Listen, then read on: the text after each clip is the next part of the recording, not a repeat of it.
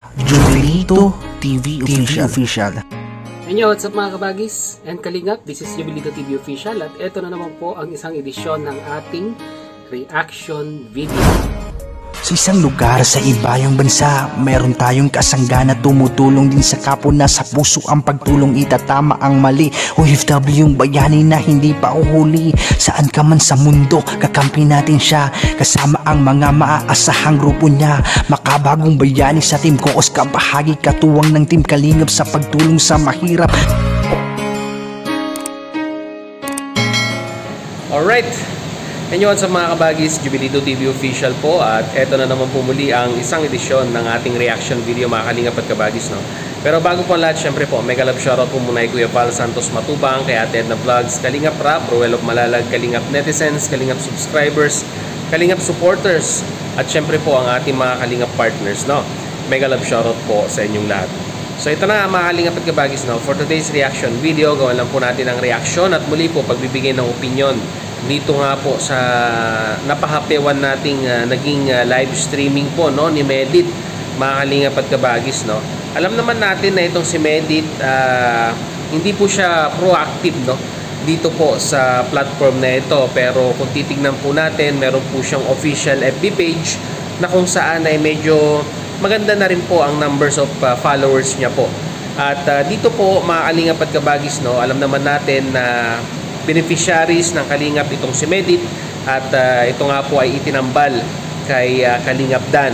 At dahil nga po sa pagtatambalang ito, although maganda naman po yung naging simula, pero eventually mga kalingap at kabagis, may mga Kalingap netizens or sabihin na nating mga panatiko po na hindi po natin maintindihan kung ano po ang kanilang ipinaglalaban in regards po sa kanilang gustong mangyari na love team, ay okay lang, no, mag-suggest tayo, pero wag tayong dumating to the extent na makakapanira po tayo ng ating kapwa. At dito nga po mga kalingap at kabagis, sa naging previous live stream niya, no, sa FB page ay nagsalita na po itong si Medit ng kanyang saloobin, kanyang damdamin in regards po, no, sa mga bashers na pilit pong sinisiraan siya dito po sa social media. So, huwag na natin patagalin, no, mga kalingap at kabagis. Narito po, panoorin po natin yung pong naging live streaming po ni Medit. Narito po yun. Huwag po tayong mag-spread ng negativity, huwag tayong mag-spread ng bashing kasi hirap explain, pero mahirap. Huwag po tayong mag-spread ng negativity, huwag tayong mag-spread ng hate, especially, and wag natin i-judge yung pagkatao ng ibang tao, especially pag hindi natin naman talaga alam ang mga nangyayari, ang lahat ng nangyayari, ang totoong nangyayari, and hindi natin kilala yung buong pagkatao ng ibang tao. Huwag tayong mag-judge. Iwasan nating makapanakit kahit by words pa yan. Alam niyo po ba na ang words, yan ang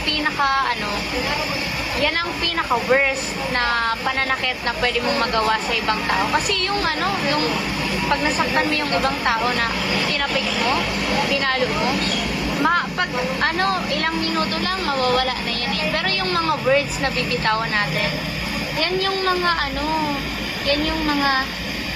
never, halos hindi makakalimutan ng mga taong masasaktan natin. Yan yung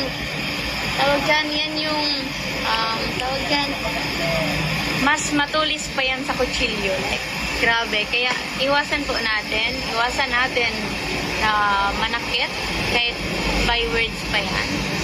Kasi hindi po tama. And hindi ko po yun nino-normalize. Ayoko pong nakakabasa ng ganun sa mga comment section. Ayoko pong makabasa ng ganun kasi lahat naman tayo, hindi tayo perfect, di ba? Kaya, wag niyong punuin ng negativity ang Facebook ko. Tsaka, yun. Hindi tayo pare-pare. Siguro swerte ko na lang kasi hindi ako ganun kabilis maapektuhan sa mga sinasabi sa akin. Yung ano ko dyan, matatag yung ano ba? Nahihirapan ako mag-explain, nagpapalpitate ako.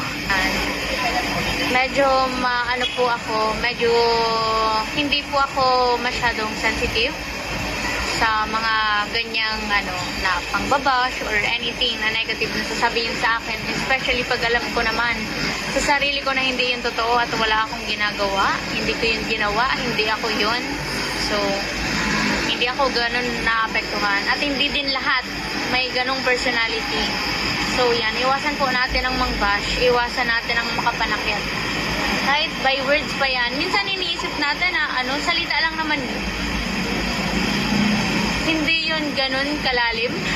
Pero hindi po yun ganun. Nahihirapan ako mag-explain. Wait lang po. Nagpapalpitate ang puso ko. As much as possible, maging open-minded po tayo. Hindi lahat ng nakikita natin totoo. Hindi lahat ng naririnig natin totoo. Hindi lahat ng sinasabi natin tama. So, maging open-minded po tayo. Natin ang makapanakit. Kasi, lahat ng tao, naniniwala ko na lahat ng tao may pinagdadaanan. May kanya-kanyang pagsubok na hinaharap. So, ang pinaka-the best na maambag na lang natin sa kanila, kung hindi man natin sila matulungan, yung kindness na lang. So ano sa tingin ninyo mga kalingap at kabagis, no? Deserve po ba ni Medit na mabash ng mga ayaw sa kanya? Or mas maganda na wag na lang panoorin si Medit kung ayaw po ng mga bashers sa kanya? Ano po ang may sasuggest ninyo dito po sa naging live streaming ni Medit sa FB page? At i-comment nyo na lang ang inyong opinion, reaction sa ating comment section, no? Mga kalingap at kabagis. So hanggang dito na lang.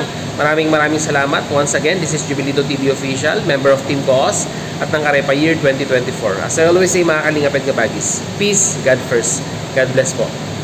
Bye-bye!